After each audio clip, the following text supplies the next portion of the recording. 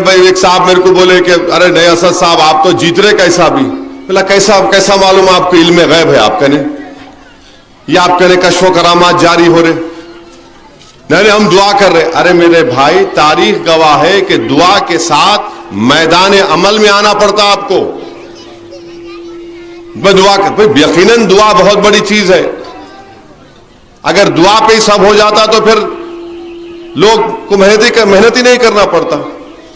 यकीनन नेक लोगों की दुआएं हमारी मेहनत में एक रहमत की तरह साबित होती हैं और मेहनत तो करना है।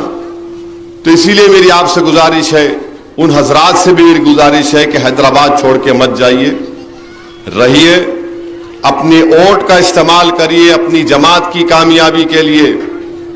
बीजेपी अगर खुदा ना खास्ता दोबारा बरसरे इख्तिदार आती है तो आपका यानी मुस्लिम अक़लियत का रिजर्वेशन खत्म करेगी।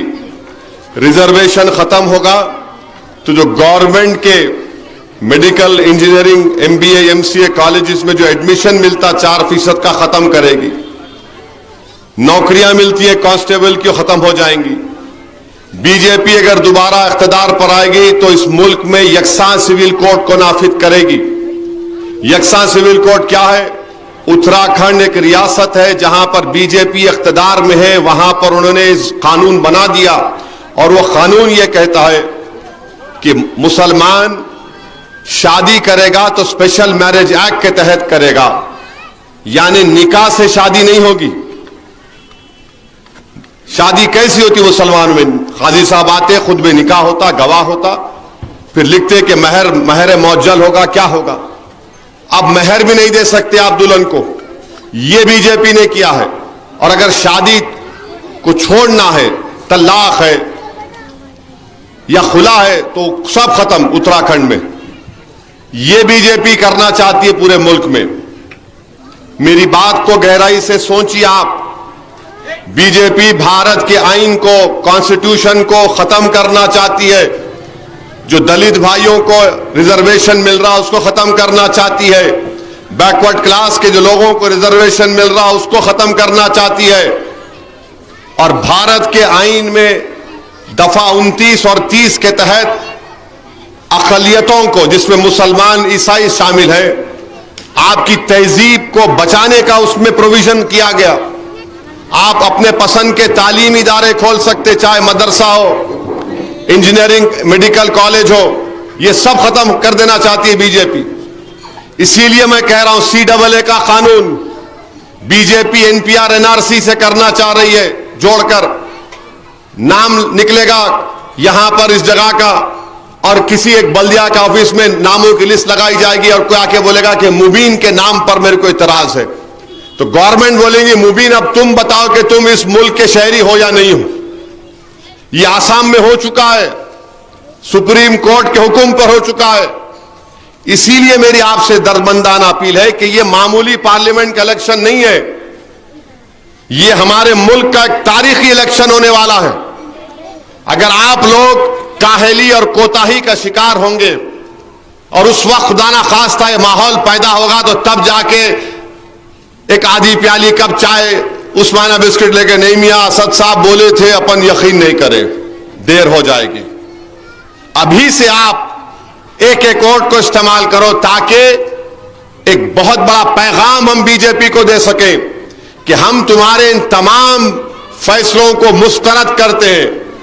और हिंदुस्तान की पार्लियामेंट में जब इस मुल्क को जमहूरियत दी गई, आजादी मिली, तो हमारे बुजुर्गों ने फैसला किया कि भारत की जमहूरियत शिराकतदारी की जमहूरियत होगी, यानी हर तबके का, फिरके का, मजहब के लोगों की नुमाइंदगी पार्लियामेंट में होगी। आज हमारे मुल्क की लोकसभा में, हमारे वतन में मुसलमानों की आबादी, मुस्लिम अक़लियत की आबादी 14% है। कितने आपके MP जीत के आते? 4.5%, सिर्फ 4.5% जीत कर आते। और अगर आप ये समझेगा नहीं भाई जीत तो रहे नु, कौन हराता है इनको? मेरे भाई इंशाल्लाह जीतेंगे, मगर क्या आप कोताही और काहली के मुजाहरे कर सकेंगे? नहीं करना चाहिए। महाराष्ट्र में 48 लोकसभा की सीटें कितने हैं? 48। ना कांग्रेस ने, ना उद्धव ठाकरे ने, ना शरद पवार ने एक भी मुस्लिम अक़लियत को टिकट नहीं दिया। और कौन टिकट दिया? इम्तियाज जलील मजलिस से लड़ रहे मौजूदा एमपी जो हैं। अब उठाकर देख लो, मध्य प्रदेश में कांग्रेस ने नहीं दिया, राजस्थान में किसी मुसलमान को नहीं दिया, छत्तीसगढ़ में नहीं दिया। आप बताइए फिर आपकी नुमाइंदगी कौन करेगा फिर? तो इसीलिए ये कोताही और काहली से बेदार होइए और अपने के कोर्ट का इस्तेमाल करिए। और ये आपका इलेक्शन है, कैंडिडेट आप हैं, हिंदुस्तान के मुस्तकबिल का फैसला आप करने वाले हैं। ठहरिए, हिंदुस्तान के मुस्तकबिल का फैसला आप करने वाले हैं। तो मेरी आप सदबन गुजारिश है कि 13 मई के दिन सुबह 7 बजे से शाम में 5 बजे तक जो वोट जाके डालना, और जो डाल दिए उनसे गुजारिश है कि लोगों को तरगीब देना, फोन मिलाना, व्हाट्सएप पे कॉल करो, आप अपनी बेटे को बोलो, बहू को बोलो कि भाई जाओ, लोगों को बोलो वोट डालो। यह हिंदुस्तान की तारीख का सबसे नाजुक तरीन पार्लियामेंट का इलेक्शन है।